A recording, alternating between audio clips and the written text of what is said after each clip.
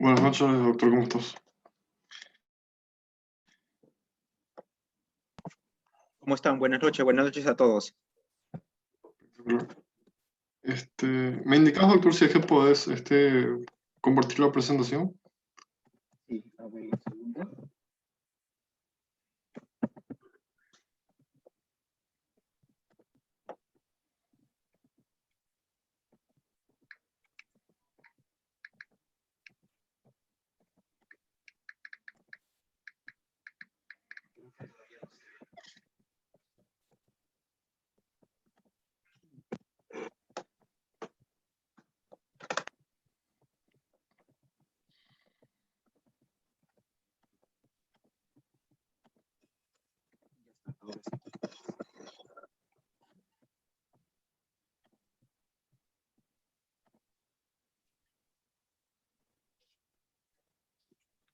Perfecto, súper bien, doctor. Ok, no sé si te parece ya iniciamos la presentación y ya empezamos. Claro, ustedes me dicen en qué momento empiezo y vamos, pues. Va acá. Ok, buenas noches entonces para todos los participantes de este curso de bioestadística. Me presento, mi nombre es Sergio Núñez, soy el actual coordinador de cursos del Comité Permanente de Evaluación y Desarrollo Científico de la Federación Latinoamericana Sociedad Científica Estudiante de Medicina, CPFSC. Estamos en presencia del doctor William Araujo. Él cuenta con estudios en medicina humana por la Facultad de Medicina Humana de la Universidad de San Montrín de Porres. Es becario de la diplomatura en Big Data y Machine Learning contra COVID-19, Escuela de Posgrado de la Universidad de Ingeniería y Tecnología desde abril 2021 a la actualidad. Y cuenta con una maestría en Educación, Convención en Docencia e Investigación en Educación Superior por la Facultad de Educación de la Universidad Peruana Cayetano Heredia. Entonces, como siempre, un placer, doctor, tenerte con nosotros y espero que sea claro a todos. Igual también, un gusto. Pues bien, vamos a empezar con esta sesión, con esta clase, respecto a modelos probabilísticos. Bueno, vamos a también, antes de direccionarnos a hablar de frente a los modelos probabilísticos, vamos a hablar en líneas generales, no a detalle, sobre probabilidad. Ya me han comentado que en clases posteriores van a tener ustedes una charla exclusivamente de probabilidades. Pero es necesario de que para poder tocar este tema es necesario de que entendamos primero algunos conceptos, algunas definiciones. Ok, bueno, este es el contenido que vamos a tocar el día de hoy. Y bueno, voy a poner aquí el puntero. Listo, aquí tenemos nuestro puntero láser. Pues bien, entonces, el término probabilidades, nosotros lo hemos utilizado o lo utilizamos con frecuencia en nuestro habla diario, ¿no? Por ejemplo, hoy en día, ¿cuál es la probabilidad de que una persona ingrese a hospitalización cuando está vacunada y cuando no está vacunada, ¿no? En tiempos de pandemia, ¿no? Entonces todos sabemos que la probabilidad de ingreso a hospitalización y de muerte es mucho menor si estás vacunado en comparación a cuando no lo estás, ¿no? De igual forma, si un niño no se vacuna con sus dosis programadas por el ministerio, ¿no? Entonces, ese niño tiene mayor probabilidad de que pueda desarrollar alguna enfermedad en la infancia, ¿no? Enfermedades de que hoy en día ya se conocen de que están siendo controladas, ¿no? O también cuando nosotros comentamos uy, ¿qué probabilidad hay de que yo apruebe un examen si solamente he estudiado de 5 temas y solamente he estudiado 4 temas, ¿no? Entonces ahí uno ya va agarrando su calculadora para saber cuál es la probabilidad de que pueda aprobar, ¿no?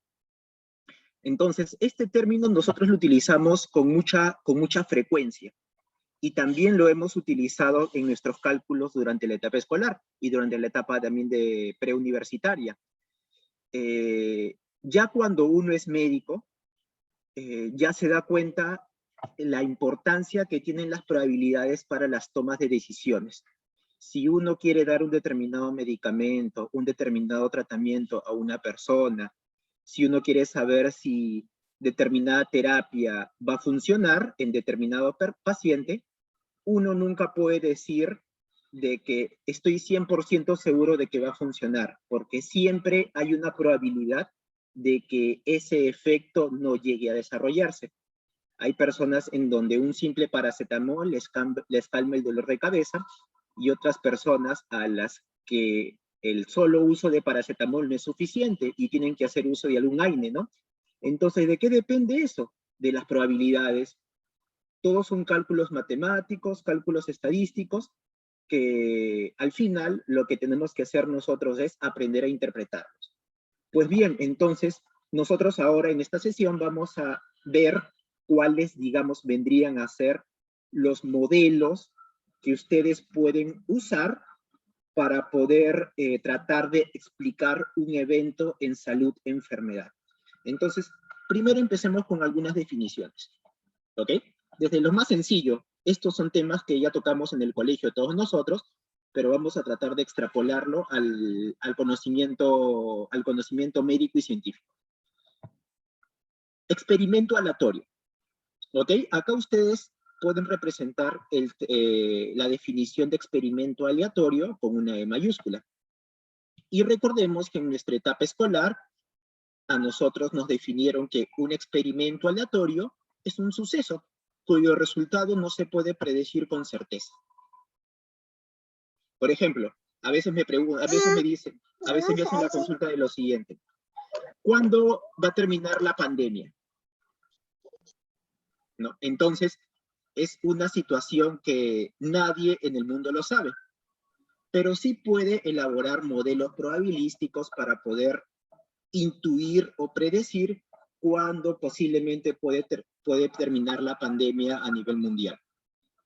Pero en cierta forma es un suceso que ustedes no pueden predecir con certeza. Por lo tanto, el cuándo puede terminar la pandemia es un experimento aleatorio. Luego, ¿qué otras situaciones es un experimento aleatorio? Desde el más sencillo, el que aprendimos en el colegio, lanzar una moneda o lanzar un dado, ¿no? Uno puede lanzar una moneda y las opciones son dos: o te puede salir cara o te puede salir sello. Pero tú tienes la certeza de qué te va a salir. Obviamente tiene que ser una moneda que tenga su cara y que tenga sus sueños, si no estuviéramos haciendo trampa, ¿no? Pero si uno lanza una moneda, no tiene la certeza de si le va a salir cara o si le va a salir sello, ¿no? Porque si una persona dice, tengo la certeza de que va a salir cara, y sale sello, entonces eso no es certeza, y viceversa.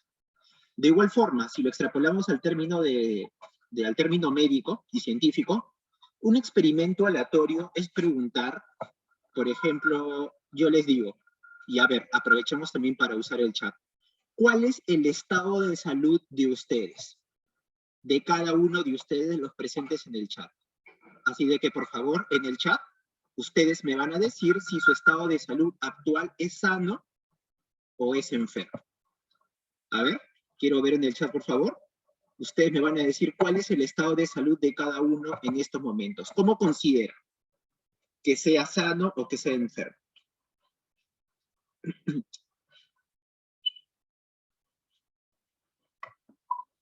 Ok, entonces la gran cantidad de personas refiere que está sano y un grupo minoritario define que se encuentra enfermo por cualquier motivo, ¿no? Hasta una simple gripe. Hay una definición que reporta la OMS donde se encuentra el término de aparentemente sano. ¿Eso qué quiere decir? De que si nosotros nos vamos puntualmente a la definición de salud de enfermedad, ¿no? Si nosotros nos vamos puntualmente a la definición de salud de enfermedad, va a ocurrir de que cuál es la percepción que uno tiene de enfermedad y cuál es la percepción que uno tiene de estar sano. Y cuál es la expresión de sano y cuál es la expresión de enfermo biológicamente, psicológicamente, socialmente, mentalmente, etcétera, ¿no? Entonces, si nosotros nos vamos a esa definición y a ese concepto que ya vamos a entrar un poco como que fuera yo un tono más filosófico, prácticamente no hay ninguna persona sana en toda la faz de la Tierra. Todos tenemos al menos algo de enfermo en cualquiera de las esferas del estado de salud de enfermedad. Pero sin embargo, si nosotros queremos conversar ahora respecto al... A ver, si nosotros queremos hacer una conversación respecto a dicotomizar el estado de una persona en salud y enfermo, por motivos de ejemplo, nosotros podemos suponer de que realmente las personas que refieren que están sanas y las personas que están enfermas. Entonces, como nos estamos dando cuenta, cuando hablamos de probabilidades, nos estamos poniendo en un supuesto de cómo sería la situación ideal. ¿Ok? Entonces, la situación ideal es o yo estoy sano o yo estoy enfermo. Si estoy enfermo, no estoy sano. Así suene de forma, ¿cómo decir? Redundante, ¿no? Pero ese vendría a ser la situación ideal. Y cuando uno se encuentre frente al paciente, ¿ya? El paciente interpreta ¿cómo les puedo explicar? El paciente interpreta su estado de igual forma, como algo dicotómico. Para él, sano es sano. Y no hay nada más allá de ello. Si le decimos que está enfermo, para él, el paciente está enfermo y no hay nada más allá de ello. Pero nosotros, como profesionales de salud, sabemos de que eso de estar sano es relativo. Eso de estar enfermo también es relativo. Y para motivos de investigación, nosotros lo que tenemos que hacer es transformar esa relatividad en algo un poco más tajante, en algo un poco más medible. Y a pesar de que nosotros hacemos eso, siempre vamos a nosotros estar en lo que conocemos como incertidumbre. Nunca vamos a poder nosotros decir en investigación, he probado mi hipótesis alterna. ¿Ok? Nunca se puede decir eso, por más de que en algunas tesis, en algunas exposiciones, de forma equivocada, errónea, uno diga, he probado mi hipótesis alterna. No, las hipótesis nunca se logran probar. Eso tienen que tener bien en claro. Porque si ustedes prueban una hipótesis, están saliendo de la incertidumbre. Y ya no estamos en el campo de la estadística. Ya estamos en el campo ya de la matemática, en donde 1 más 1 es 2, y no hay nada más que decir en ese punto. ¿Ok? Entonces, estos términos de experimento aleatorio, de espacio muestral, son términos que ya lo hemos tocado durante la etapa escolar. Y lo que estamos haciendo es extrapolarlo al ámbito médico-científico para nosotros poder dar una interpretación de salud de enfermedad. Pues bien, entonces, si nosotros queremos definir estado de salud como dos únicas opciones, pues mis dos únicas opciones, ¿qué son? Sano y enfermo. ¿Cuáles son las dos únicas opciones de lanzar una moneda? O es cara o es sello. ¿Ok? Entonces, si nosotros agrupamos todas esas características que sumándolas generan el todo, a eso se le conoce como espacio muestral. ¿Qué es el espacio muestral? Es el conjunto de todos los resultados posibles. Por ejemplo, si el experimento aleatorio es lanzar una moneda, mi espacio muestral es todos los resultados posibles de lanzar una moneda. ¿Cuáles son todos esos resultados posibles? O me sale cara, o me sale sello. Si nosotros definimos a nuestro experimento aleatorio como estado de salud, nosotros como investigadores tenemos que definir cuál es el espacio muestral de nuestro experimento aleatorio. Y ahí es cuando uno como investigador tiene que aterrizar esa idea. Y uno en su protocolo pone, pues bien, la definición de estado de salud en mi sección de operacionalización de variables va a ser o me encuentro sano o me encuentro enfermo. Así es como yo estoy haciendo la definición en mi protocolo de investigación. Este espacio muestral, les comento, posiblemente lo lleven en otra clase, se puede dividir en dos grupos. Un espacio muestral puede ser numerable o puede ser no numerable. Por ejemplo, si mi espacio muestral es sano-enfermo, yo lo puedo numerar, ¿no? O estoy sano o estoy enfermo. Son dos únicas opciones. Pero si mi experimento aleatorio vendría a ser peso, por ejemplo, ¿cuáles son ustedes acá? Ustedes, hasta el momento somos 97 personas conectadas en este Zoom. Si mi experimento aleatorio sería el peso promedio o el peso de cada uno, el peso de todos nosotros, sabemos de que el peso es una variable continua. Yo puedo tener 60, 70, 80, 90 kilos, pero uno no tiene nunca el peso exacto. Puede ser con gramos, más y menos. Incluso uno cuando transpira pierde milésimas y milésimas de peso. Yo cuando estoy hablando ahorita, el solamente hablar está haciendo de que yo evapore agua, ¿no? Que yo estoy evaporando gases. Esos gases que yo estoy evaporando tienen una ubicación en el espacio. Por lo tanto, tiene una masa. ¿Ok? Ocupa un espacio en el medio. Entonces, no sabemos muy bien exactamente cuál es el peso de las cosas que se encuentran alrededor, de forma exacta. Por lo tanto, es una situación no numerable. Y ese es un espacio muestral. Un espacio muestral o puede ser numerable o puede ser no numerable. Si yo digo un evento vendría a ser un grupito más pequeñito de un experimento aleatorio. Por ejemplo, si mi experimento aleatorio es estado de salud y mi espacio muestral es sano enfermo, un evento vendría a ser cuál es el estado de salud de las mujeres que se han conectado en esta sala Zoom. Entonces, eso ya es un evento. Un evento lo podemos poner como un subconjunto o una condición de un experimento aleatorio. Y ahora sí entramos a la parte de probabilidad. La probabilidad, por ejemplo, ¿cuál es la probabilidad de que tal persona apruebe tal examen? Entonces la probabilidad es del 0 al 100%, ¿no?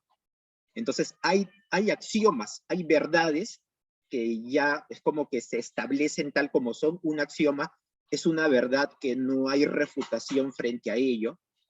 Por ejemplo, si yo les digo, ¿cómo me refutas? ¿Cuál es un porcentaje de dónde a dónde va? A ver, si yo les pregunto en el chat, un porcentaje de dónde a dónde va. Si uno quiere hablar de porcentajes, ¿de dónde a dónde habla? Generalmente. Un porcentaje. Del 1 al 100%. Estamos, ojo, el porcentaje también puede ser 0%, la probabilidad nula. Por ejemplo, ¿cuál es la probabilidad de que alguno de ustedes viva en Marte? 0%. ¿Ok? ¿Listo? ¿Cuál es la probabilidad de que alguno de ustedes viva en la Tierra? 100%. ¿Cuál es la probabilidad de que ustedes que viven en la Tierra tengan 23 años? Van a haber algunas personas que sí van a tener 23 años y otras que no van a tener 23 años. Entonces la probabilidad se encuentra del 0 al 100%. Pero si yo les digo, la probabilidad de tal persona es del más del 100% o tiene una probabilidad negativa, eso no existe. Por lo tanto, un axioma, una verdad irrefutable, es que el valor de la probabilidad tiene que estar entre 0 y 1, ¿no? O entre 0 y 100%. Esa es una probabilidad absoluta. Luego, perdón, ese es un enunciado, una afirmación absoluta. Otro axioma que tiene que cumplir las probabilidades es de que el valor que se asigne a ese número nunca puede ser negativo. Y otro axioma es de que si ustedes suman las probabilidades de todo un espacio muestral, el resultado que les va a salir es 1. ¿No? Eso lo aprendimos en el colegio. Eso lo aprendimos también en la etapa preuniversitaria, ¿no? Solamente que no lo aprendimos con estos términos. ¿Ok? A partir de esto, nosotros vamos a entrar a lo que se conoce como variable aleatoria. Y ahí recordemos nosotros nuestro plano, nuestro eje X y nuestro eje Y. Y nosotros podemos expresar a nuestro eje Y como la función de X, ¿no? Por ejemplo, si acá yo pongo el peso y acá pongo la talla, lo lógico es pensar de que, o mejor, si yo pongo acá abajo la talla y en el eje Y el peso, lo lógico es de que mientras una persona tiene más talla, su peso va a ser mayor, ¿no? Hasta un momento en donde la curva se aplana. ¿Ok?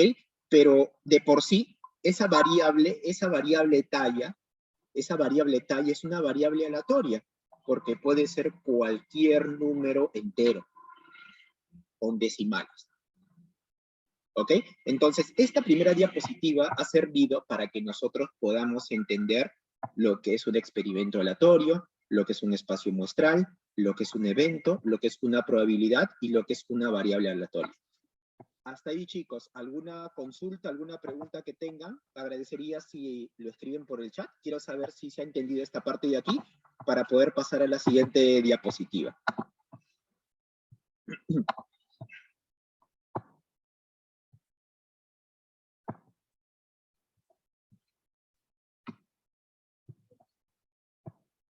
¿Ya? ¿Ya me están respondiendo algunos por ahí? ¿Listo? Ok, entonces pasamos a la siguiente presentación. Miremos acá. Otro ejemplito. Acá tenemos un dado. ¿Ok? Y un dado tiene 6 lados, ¿no? ¿Ok? Entonces, si nosotros queremos hacer el enunciado de un experimento aleatorio, a eso se le conoce como resultado de lanzar un dado.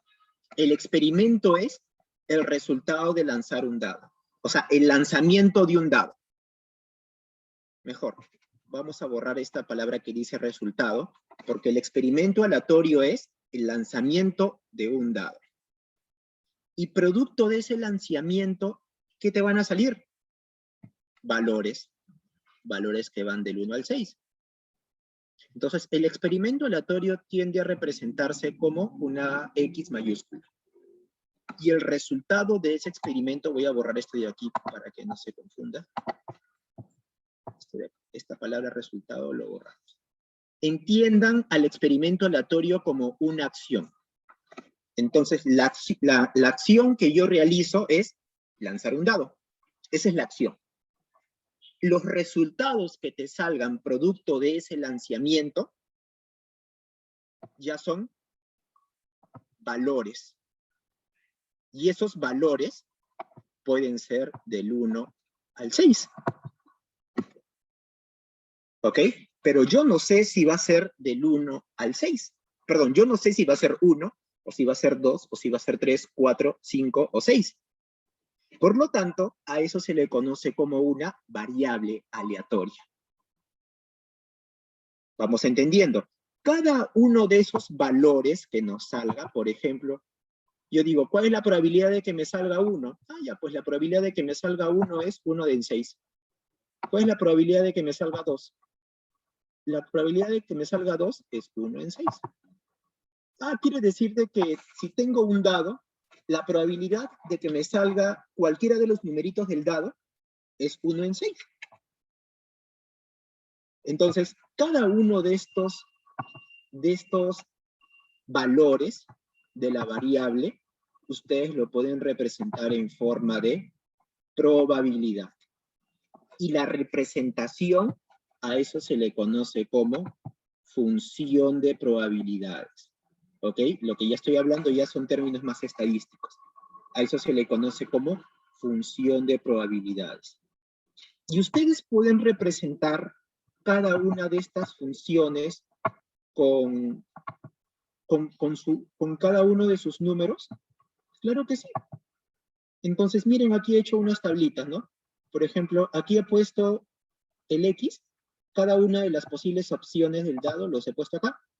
El dado te puede salir 1, el dado te puede salir 2, el dado te puede salir 3, así hasta el 6. Y abajo estoy poniendo la probabilidad con la que podría salir cada una de esos numeritos. Entonces, la representación, ¿a qué se le conoce como la representación gráfica en tabla o en fórmula de todos los valores posibles de una variable aleatoria junto con sus probabilidades? A eso se le conoce como distribución de probabilidades. Una distribución de probabilidades es la distribución de cada uno de los valores de un espacio muestral junto con cada una de las probabilidades que tiene cada uno de los valores de un espacio muestral. Eso vendría a ser una distribución de probabilidades. Y una distribución de probabilidades se puede representar por medio de tablas, por medio de gráficos, o por medio de una fórmula. ¿Ok? Ya realizando este introductorio, ya, del tema de probabilidades, ustedes dirán, ya, pero la clase es distribuciones aleatorias, distribuciones continuas. La clase es distribución normal, distribución de Poisson, distribución binomial. Pues obviamente para poder hablar de distribución binomial, distribución de Poisson y distribución normal, primero tenemos que ver de dónde parte esa distribución. Y esa distribución en la forma más sencilla posible es explicándolo lo que sucede con un dado. Ahorita yo he hecho la explicación con un dado, qué es lo que sucede con un dado. Pero se imaginan ustedes, ya digamos atendiendo pacientes, a ustedes les va a llegar diariamente un número determinado de pacientes a la atención, a su consultorio o a la emergencia. La pregunta es, ¿cuál es la distribución del número de pacientes que llega diariamente a la emergencia de un hospital? ¿Cuál es su modelo de distribución? Entonces, ya, ok. Entonces, esa situación también tiende una distribución de probabilidades. Al igual como las opciones que tiene el dado tienen una distribución de probabilidades, pues también la frecuencia con la que llegan los pacientes a una emergencia también tiene una distribución de probabilidades. Entonces, es por eso de que yo vi necesario primero explicar desde lo más simple para poder empezar a hablar de lo que viene. Y acá tenemos lo siguiente. ¿Qué sucede cuando la variable aleatoria que nosotros vamos a estudiar es una variable aleatoria discreta? Y ya hemos hablado de una de ellas. Por ejemplo, una variable aleatoria discreta es el estado de salud. O estás sano o estás enfermo. Cuando uno como investigador establece que su variable tiene solamente dos opciones, a eso se le conoce como una distribución binomial. ¿Ok? Cuando la variable aleatoria que uno define, la define como solamente dos opciones, quiere decir de que la distribución de los datos que vas a recolectar en tu investigación sigue una distribución binomial. Y para ello hay pruebas estadísticas que te permiten modelar una distribución binomial. Una prueba estadística conocida vendría a ser la regresión logística, donde la variable dependiente tiene dos opciones, o 0 o 1, ¿no? O éxito o fracaso, o sano o enfermo, o vive o muere. Entonces, cuando ustedes estén haciendo un modelamiento de su regresión logística, lo que ustedes están modelando es una variable aleatoria discreta que sigue un modelo probabilístico binomial. Ese es el trasfondo estadístico del modelamiento que ustedes están realizando en su trabajo de investigación. Entonces, vamos a hablar primero del modelo probabilístico de la binomial. Pero para que sea binomial, tiene que cumplir supuestos. Tiene que cumplir un grupo de supuestos. ¿Ok? Si nosotros nos ponemos en las situaciones ideales, ¿no? Por ejemplo, desde una situación más fácil, imaginemos que sea una moneda, ¿no? Yo ahorita lanzo una moneda. ¿Listo? Yo vuelvo a lanzar otra moneda aquí, dentro de mi hogar. Pero ¿qué pasa si yo lanzo la moneda fuera de mi hogar, fuera de mi casa, y hay una gran ventisca de aire? Lo más lógico es de que esa ventisca haga de que posiblemente si iba a salir cara por el aire, se voltee y termine saliendo sello. Eso ya no es un experimento idéntico. Un experimento idéntico tiene que ser en iguales condiciones.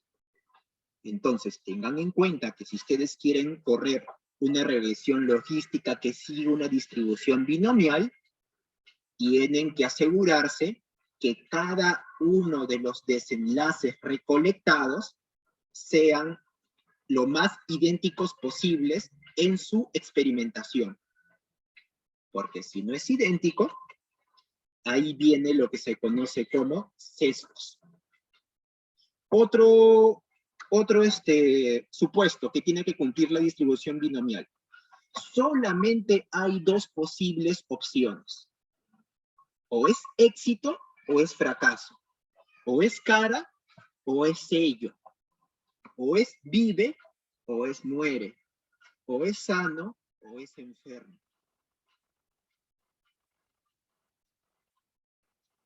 ¿Ok?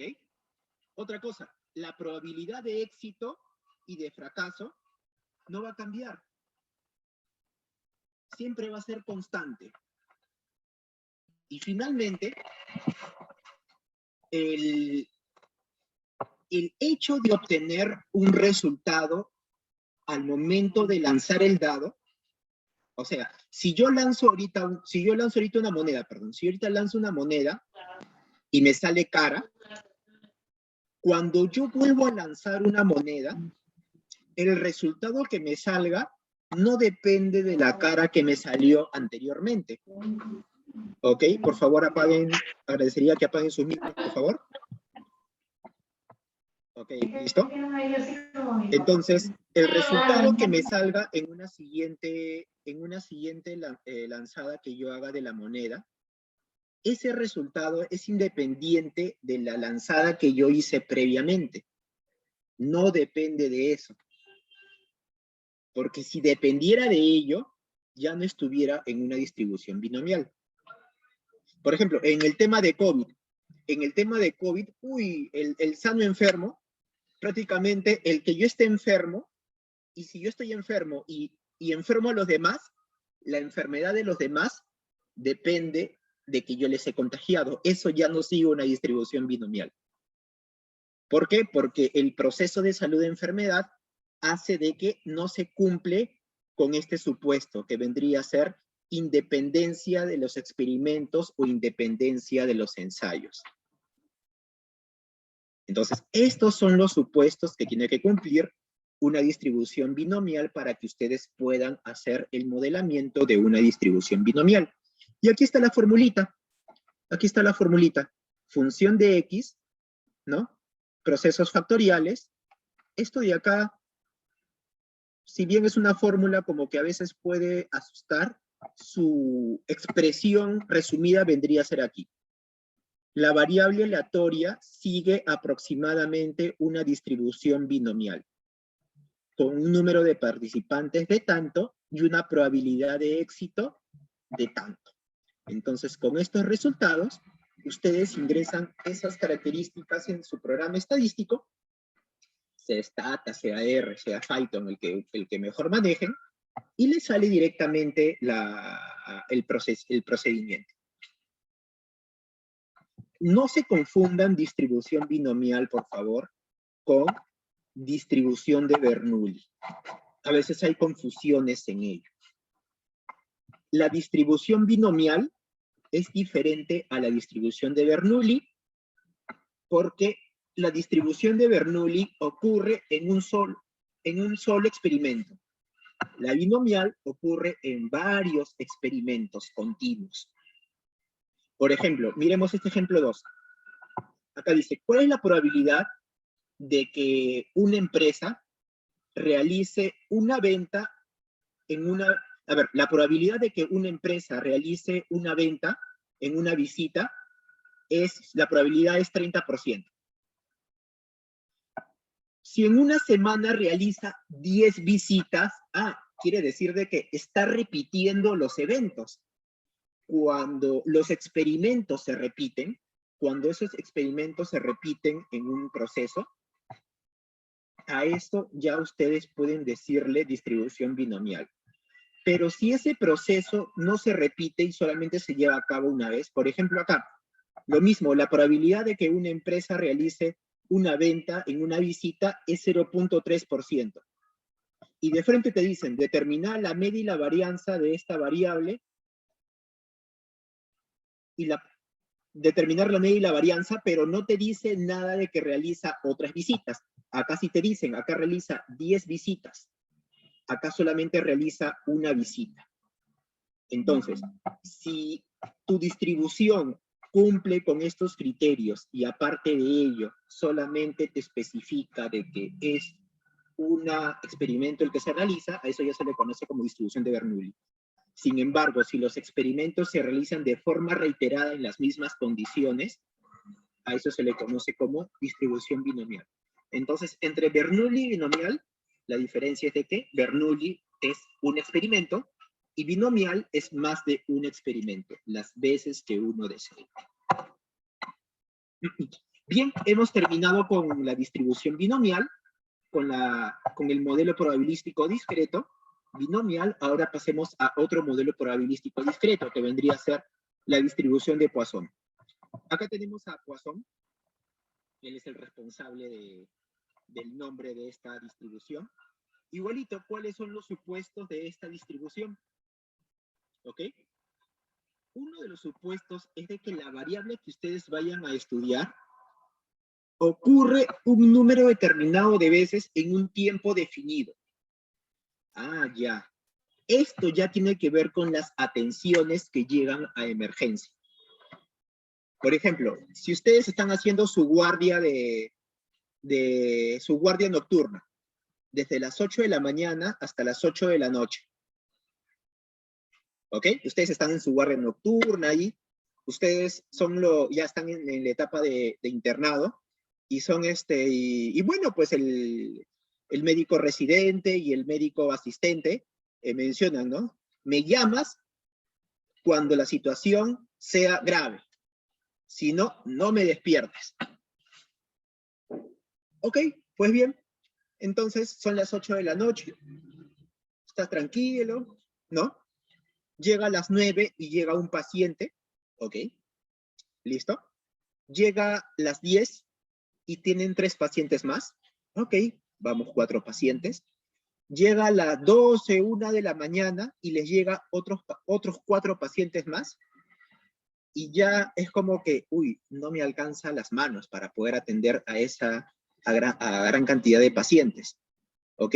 y se me está complicando la situación porque uno de los pacientes necesita una cirugía, se ha peleado ahí y le han cortado la cara, ¿no? Necesita una cirugía. Entonces ahí ustedes recién llaman a su residente, el residente baja y lo saca del apuro y problema solucionado. Llega a las 8 de la mañana y ustedes hacen el conteo. ¿Cuántos pacientes llegaron? Allá primero llegó 1, luego llegó 3, juntitos, y luego 4. 4 y 3, 7. 7, 8. 8 pacientes. Entre las 8 de la noche y las 8 de la mañana, en 12 horas, en un intervalo definido de tiempo, en 12 horas, ¿cuántos pacientes han llegado? 8. Entonces, esa situación en la cual ustedes delimitan un tiempo y repiten los eventos, esa situación sigue una distribución de Poisson. El evento ocurre en un intervalo de tiempo definido. Aquí hemos definido a ese intervalo como tiempo, pero no solamente puede ser tiempo, también puede ser un espacio definido, un volumen definido. Por ejemplo, ustedes están haciendo un cultivo de bacterias. ¿Cuántas bacterias crecen en esta placa? O una experimentación con mililitros, etc. Crecimiento bacteriano en tantos mililitros de solución. También sigue una distribución de Poisson. Y tengan en cuenta que la probabilidad de que ocurra determinada característica en cualquiera de los tiempos siempre va a ser la misma. Por eso se le dicen supuestos. ¿Ok? La probabilidad de que llegue un paciente a la atención no depende de que el paciente anterior haya llegado primero a la atención, al menos que te encuentres en el periodo de epidemia, donde la llegada constante de pacientes podría depender del que previamente llegó. Si la llegada del paciente de las 10 de la noche, su llegada dependió de la de las 8 de la noche, entonces eso ya no sigue una distribución de Poisson. La ocurrencia de los eventos es independiente en cada espacio de tiempo. Y 2 eventos no pueden ocurrir exactamente al mismo tiempo. Esa es una de las condiciones que también se deben de cumplir. Muy bien. ¿Listo? Entonces, por ejemplo, tipos de eventos que no deben ocurrir al mismo tiempo. Por ejemplo, un número de accidentes de tránsito que ocurren en un determinado momento. Obviamente, el tiempo de la mañana es diferente al tiempo de la tarde. Por lo tanto, es ilógico pensar que en la mañana y en la tarde ocurrieron a la vez los accidentes de tránsito, ¿no? Porque son tiempos totalmente separados. Y bien, una vez que ustedes ya han definido los supuestos de un modelo probabilístico que sigue una distribución de Poisson, también tienen su fórmula. Al igual como ustedes tienen la fórmula de un modelo probabilístico de una distribución binomial, también tienen una fórmula de una distribución de Poisson. Entonces acá tienen la formulita, ¿no? Que no voy a entrar más en esto, porque esto de acá facilito lo hace el programa estadístico, ¿no? Esto de acá lo hace facilito. Y bueno, ustedes se preguntarán acá qué es el E. El E ya es una constante. Su valor es 2.71828. Eso simplemente lo entiende el programa. Así que no tendrían que hacerse problemas con ello. Y finalmente, vamos a hablar ahora otro tipo de modelos probabilísticos, los que siguen una distribución continua. Hemos terminado con los 2 discretos. Como se dieron cuenta, no son los únicos. Hay más modelos probabilísticos discretos. Acá tenemos 1, 2, 3, 4, 5, 6, y así pueden haber de forma indefinida. Pero estos de acá, digamos, son los que con mayor frecuencia se leen en los textos. De todos ellos, los que hemos tocado es la distribución binomial y la distribución de Poisson. Solamente estos 2 por motivos de sesión. ¿Ok? Tengan en cuenta también de que cuando uno realiza investigaciones en la etapa de pregrado, uno con mayor frecuencia modela distribuciones binomiales y distribuciones de Poisson. Por ahí uno que otro puede ser que modele este otro tipo de distribución binomial negativa. Ya las que están arriba ya son menos frecuentes, ¿no? Ya entran a otros tipos de campo, el campo metodológico estadístico, etcétera, ¿no?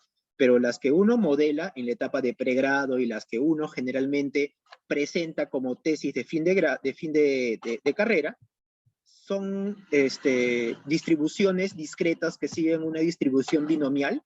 Por ejemplo, si tu paciente vive o muere, o una distribución de Poisson. Si uno quiere hacer el modelamiento de las llegadas a una emergencia, ¿no? Atenciones a una emergencia. Acá también se puede hacer una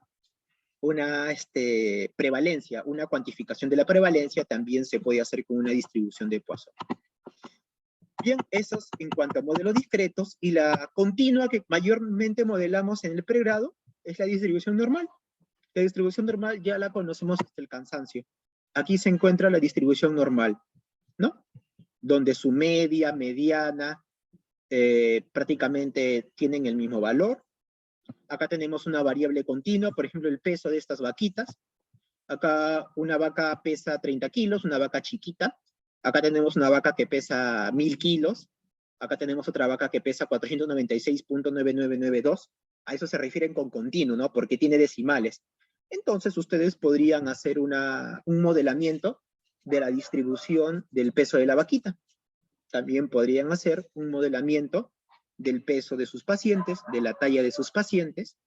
Otras variables continuas, la hemoglobina, podrían hacer una distribución, un modelamiento probabilístico de la hemoglobina, del colesterol, del LDL, HDL, y cuantas variables numéricas hayan en el campo médico laboratorial. Es clásico que ustedes sepan de que una distribución probabilística continua normal se caracteriza porque el área bajo la curva es del 68.3% cuando nosotros trabajamos con una desviación de estándar a la derecha y a la izquierda del punto medio. Es 95.5% el área bajo la curva cuando trabajamos con dos desviaciones estándar del punto medio a la derecha y del punto medio a la izquierda. Y es el 99.7% cuando uno trabaja 3 desviaciones estándar a la derecha y 3 desviaciones estándar a la izquierda. Esto de acá es clave, es básico, y preguntan siempre en exámenes así, ¿no? Si una distribución sigue, si la distribución de un modelo sigue una distribución normal, si los datos se modelan como una distribución normal, ¿cuál es el área de la curva que ocupa el trabajar con dos desviaciones estándar? 95.5. ¿Ok? Y acá hay algunas definiciones, ¿no? Al igual como la distribución de Poisson tiene su fórmula, la distribución binomial tiene su fórmula, acá también la distribución normal tiene su fórmula. Este vendría a ser la formulita de la distribución normal. Y acá, ¿cómo se denota? La variable aleatoria X sigue una distribución aparentemente normal con una media y su desviación estándar al cuadrado. ¿Ok? ¿Listo? Esto de acá vendría a ser la media, lo mismo, formas de representar la media con mu, esperanza de X es como decir media, y la desviación estándar es, acá tenemos una variabilidad de X, que vendría a ser la varianza de X. Desviación estándar al cuadrado es como decir varianza de X. Y esto de acá son las representaciones. Entonces hemos visto representación en forma de fórmula de la distribución normal, aquí la tenemos, de la distribución de Poisson, visto anteriormente, y la distribución binomial, también visto anteriormente, cómo se representa en fórmula. Hemos visto también cuáles son los supuestos que tienen que seguir las distribuciones, cada una de ellas.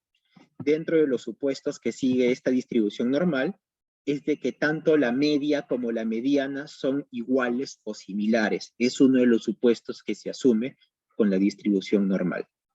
Y para terminar esta sesión, vamos a hablar del teorema de límite central, o también teorema central de límite. Es otra forma como quien quiera llamarlos, ¿no? para poder entender el teorema central del límite, lo que nosotros tenemos que hacer es, acá tenemos, imaginemos que acá tenemos toda una población. Todo este de acá, todo este grupo vendría a ser toda una población. Toda esta población tiene una distribución con una media de mu y con una varianza o una desviación estándar elevada al cuadrado. ¿Ok? Yo puedo sacar muestras de esta población. Yo puedo sacar, acá tengo una muestra, ¿no? Por ejemplo, una muestra con un número determinado de resultados. Acá tengo mi muestra 1. ¿Listo? Y como también puedo seguir sacando infinitas muestras hasta tener la muestra acá y tener los resultados acá de cada uno. Estos resultados de cada una de las muestras, acá tenemos el promedio de los resultados de esta muestra. Y así sucesivamente, para cada muestra yo puedo sacar el promedio de los resultados de cada uno, y finalmente el promedio de la muestra K, de la muestra K-ésima. Si ustedes grafican una distribución de los promedios de cada una de estas muestras, esa distribución, es clásico que esa distribución siga una distribución normal, con media mu y con desviación estándar elevada al cuadrado entre n. ¿Por qué lo divido entre n? Miren, ¿y por qué acá no lo dividí entre n? Aquí está. ¿Por qué acá no lo dividí entre n? Porque aquí estoy dando la distribución de la población total. Cuando ustedes den la distribución en muestras, necesitan dividirlo entre n. Pero para que se cumpla esto, tiene que haber un número definido como punto de corte, y ese número definido se le considera como 30. En otras palabras, ¿qué quiere decir? Que cualquier muestra con un número de observaciones o de participantes mayor o igual a 30, ustedes, por el teorema central del límite, ustedes pueden considerar de que esa muestra sigue una distribución normal. Eso en teoría. En la práctica, tengan cuidado. ¿Ok? En la práctica, dense el trabajo de correr sus pruebas estadísticas de normalidad. Porque esto de acá, yo generalmente lo hago uso cuando son situaciones en donde mi decisión todavía no se decide si es normal o si no es normal, por situaciones muy específicas, ¿ok? Yo les recomiendo de que esto de acá ustedes lo establezcan luego de que ustedes han hecho la corrida de sus pruebas de normalidad. ¿Y cómo se prueba esto de acá? Miren, acá se han hecho algunas simulaciones de lanzamientos de dados. Se dan cuenta de que mientras mayor cantidad de simulaciones se haga, se dan cuenta cómo poco a poco se va acercando a la distribución normal que graficamos anteriormente, ¿no? Entonces, mientras ustedes hagan mayor cantidad de simulaciones, mientras ustedes hagan mayor cantidad de experimentos en variables continuas, va a suceder de que su distribución se va a acercar más a una distribución normal. Es por eso de que cuando ustedes trabajan con data grande y enorme, esa data prácticamente casi se podría decir que tiene una distribución normal, porque al ser demasiado grande, por el teorema central del límite, tiene como que la cantidad suficiente para pensar de que ello sigue una distribución normal. Bien, entonces hemos concluido con las definiciones de teorema central del límite, ¿no? No se olviden de que es para un n suficiente grande, mayor o igual a 30. Se cumple lo que yo les acabo de decir, que la media que ustedes modelen en su muestra es muy similar a la media de la población. Y la desviación estándar al cuadrado que ustedes modelen en su muestra también es muy similar a la desviación estándar al cuadrado de la población. Y acá están las representaciones. La representación a nivel poblacional y la representación a nivel de la muestra. Muy bien, entonces eso es lo que les venía a presentar. No sé si tienen alguna duda, alguna consulta al respecto tal vez.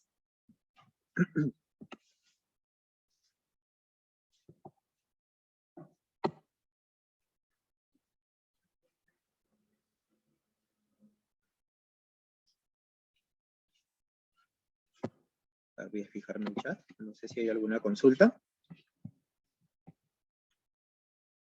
Bueno, si quedó claro, agradezco al comité organizador del curso por la invitación que me han realizado. Y bueno, sigan repasando estos temas porque les va a ayudar mucho para poder entender el detrás de cómo hacer la interpretación de sus resultados en sus trabajos que vayan a realizar. Muchas gracias.